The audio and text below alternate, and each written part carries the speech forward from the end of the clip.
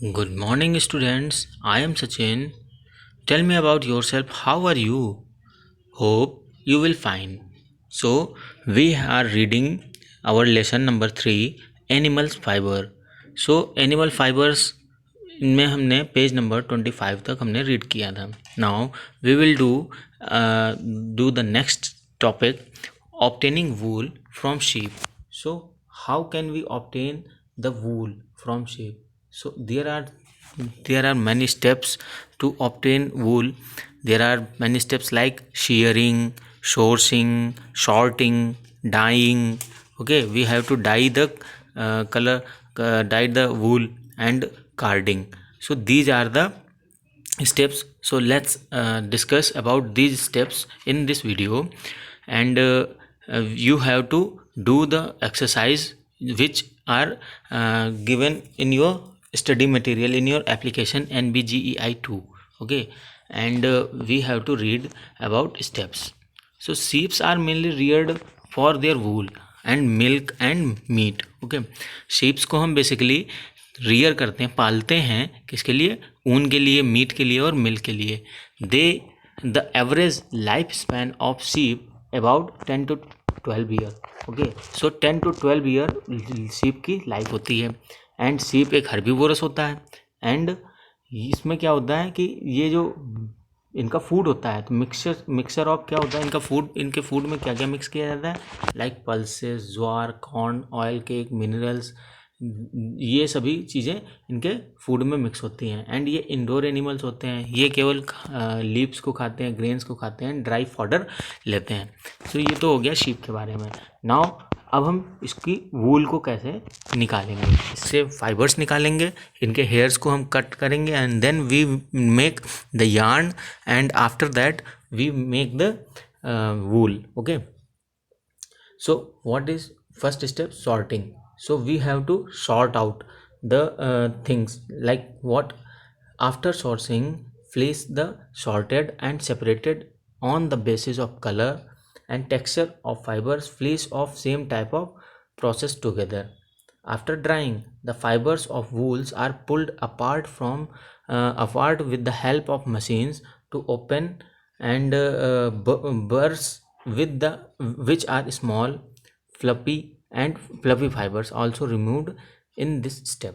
That means कि we have इस step में हम क्या करते हैं कि जो शीप है, तो शीप के जो हेयर्स हैं उनको हम अलग अलग करते हैं. डिफरेंट कलर्स में होते हैं. सो शीप के हेयर्स कौन कौन से कलर में हो सकते हैं? Like white colour, like grey colour और इन द ब्लैक कलर. सो इनको हम कट डाउन करने के बाद में, हेयर्स को कट डाउन करने के बाद में हम क्या करते हैं? उनको सॉर्ट आउट करते हैं. कुछ हेयर्स फ्लफी होते हैं तो इनको हम अलग कर लेते हैं. इसी तरीके से हम सॉर्ट आउट करते हैं. पहली स्टेप हो गई sorting. Now second step is dyeing. So basically we listen about hair colour dye. So dye means colour करना. सो इस स्टेप में हम जितने भी हेयर्स हमने लिए हैं तो उसको हम अपने डिजायर्ड फॉर्म में हम उसको कलर कर लेते हैं. हमें ज़रूरत है रेड कलर के वूल की, सो हम उसको रेड कलर की डाई में कलर कर लेते हैं. इसी तरीके से हम देख रहे हैं यहाँ पे कि sheep and goat usually white, brown and black. जो शीप होती हैं और गोट्स होती हैं उनके हेयर्स का कलर कैसा होता है? वाइट होता है, ब्राउन होता है एंड ब्लैक होता है.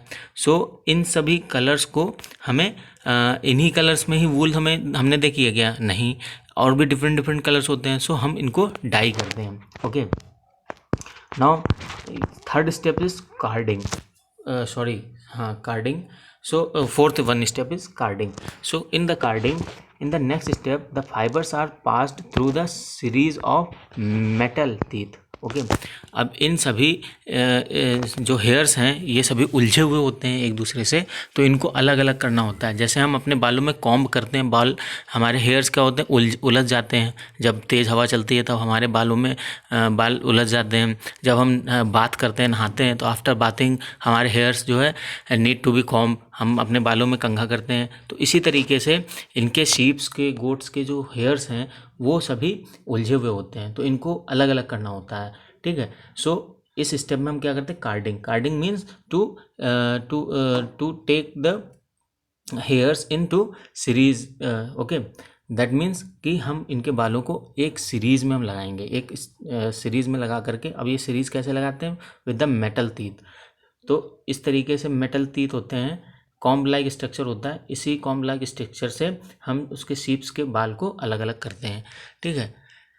Now after carding the fibres are spun into yarn. अब जो है, जो फाइबर्स हमने निकाल लिए हैं, अलग अलग कर लिए हैं, तो अब इनको हम यार्न में कन्वर्ट करेंगे। यार्न मीन्स धागा, ओके, यार्न मीन्स धागा। हम इसके रील बना लेते हैं, गोले बना लेते हैं, बॉल्स बना लेते हैं, and after that we have to used for weaving and knitting. Weaving means and knitting means to बुनना, ठीक है, स्वेटर्स के फॉर्म में उसको बुनना। अब यहाँ पे देखिए पिक्चर्स में सम स्टेप्स दिखाई गई हैं, जैसे शेयरिंग। फर्स्टली शेयर क्या किया जा रहा है, इनके हेयर्स को कट डाउन किया जा रहा है। फिर शॉर्सिंग किया जा रहा है। शॉर्सिंग मीन्स इनमें डस्ट पार्टिकल्स होता है और भी कई सारी गंदगी होती है, उसको हम डिफरेंट केमिकल्स एंड इसमें वाटर में हम इसको धो लेते हैं, सुखा लेते हैं। देन उसके बाद हम इसको शॉर्टिंग करते हैं। शॉर्टिंग मीन्स अभी हमने पढ़ा कि शॉर्टिंग मीन्स अलग अलग करना, डिफरेंट डिफरेंट कलर्स के फॉर्म में। अब यहाँ पे डाइंग किया जा रहा है, ठीक है। तो इस स्टेप में दिखाया गया है कि यार्न को डाई किया जा रहा है डिफरेंट डिफरेंट कलर्स में। नाउ यहाँ दिस स्टेप में ये कार्डिंग दिखाया जा रहा है। कार्डिंग मीन्स यहाँ पे देखिए सम रोलर्स लगे हुए हैं एंड ये फाइबर्स यहाँ पर आए, यहाँ पे रखे गए, एंड इन फाइबर्स को देखिए यहाँ पे एक बंडल के फॉर्म में निकाला जा रहा है। And yarn of wool. अब यहाँ पर देखिए ये गुल्ला बना दिया गया है, गोला बना दिया गया है, बॉल बना दिया गया है, जिसमें धागे को अलग करके दिखा दिया गया, ठीक है। अब यहाँ पर प्रॉपर्टीज़ ऑफ वूल्स। प्रॉपर्टी क्या होती है वूल की? सो वूल की प्रॉपर्टी हमने अच्छे से पढ़ा है, जैसे वूल स्वेटर्स के बनाने में, कैप को बनाने में यूज़ किया जाता है। एंड डिफरेंट अदर प्रॉपर्टीज़ होती है, जैसे wool is strong and elastic fibre. Wool क्या होता है? स्ट्रॉन्ग होता है और इलास्टिक होता है, खिंचावदार होता है। हम इसको खींच सकते हैं और ये बढ़ेगा, एंड जब हम छोड़ेंगे तो ये फिर से अपनी वापस पुरानी पोजीशन पे आ जाएगा। एंड नेक्स्ट प्रॉपर्टी क्या है? Because of its high elasticity wool does not crush easily as other fibres.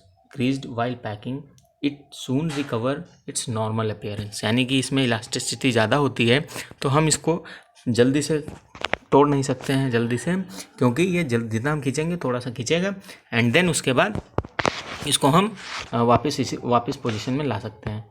Woollen fibres are also resistant to flame. जो वुलन फाइबर्स होते हैं डायरेक्टली फ्लेम में जल्दी से रेसिस्टेंट होते हैं, यानी कि जल्दी से जलते नहीं हैं। Even if they catch fire, अगर उनमें आग लग भी जाती है तो क्या होता है? इंस्टेड ऑफ बर्निंग फ्रीली, ये जल्दी से जलते नहीं हैं, फ्रीली नहीं जलते हैं। Fibres burn slowly without producing any flame.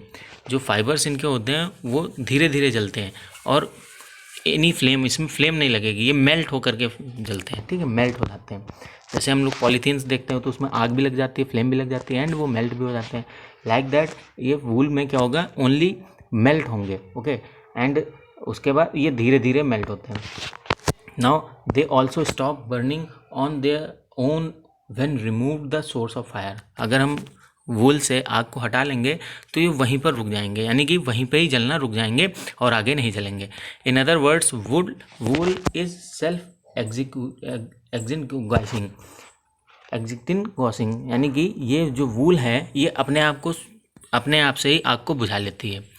इसकी ये प्रॉपर्टी हो गई। Now wool is very good observer और वाटर, ठीक है। इसमें वूल में बहुत सारा पानी ऑब्जॉर्व करते हुए देखते हैं, ठीक है। वूल में आसानी से पानी ऑब्जॉर्व हो जाता है। Dry wool can absorb 30% of its weight in moisture, ठीक है।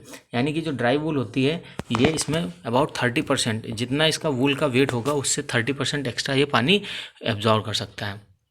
Wool is very popular for its non conductivity के लिए बहुत ही पॉपुलर होता है। And wool can absorb dyes very easily and uniformly, यानी कि वूल को अगर हमें कलर करना है तो आसानी से कलर भी हो जाता है। अब नेक्स्ट लेक्चर में हम लोग पढ़ेंगे ऑब्टेनिंग वूल फ्रॉम शीप्स, हमने पढ़ लिया।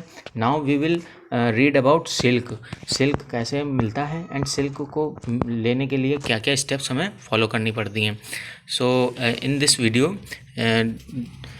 We have done properties of wool and how can we obtain wool from sheep and goats in different steps. Okay, now आप लोग जो है जो भी आपको एक्टिव स्टडी मटेरियल में जो भी वर्क कराया जा रहा है उसको आप एप्लीकेशन से डाउनलोड करिए एंड उसको वर्क को प्रॉपरली करिए।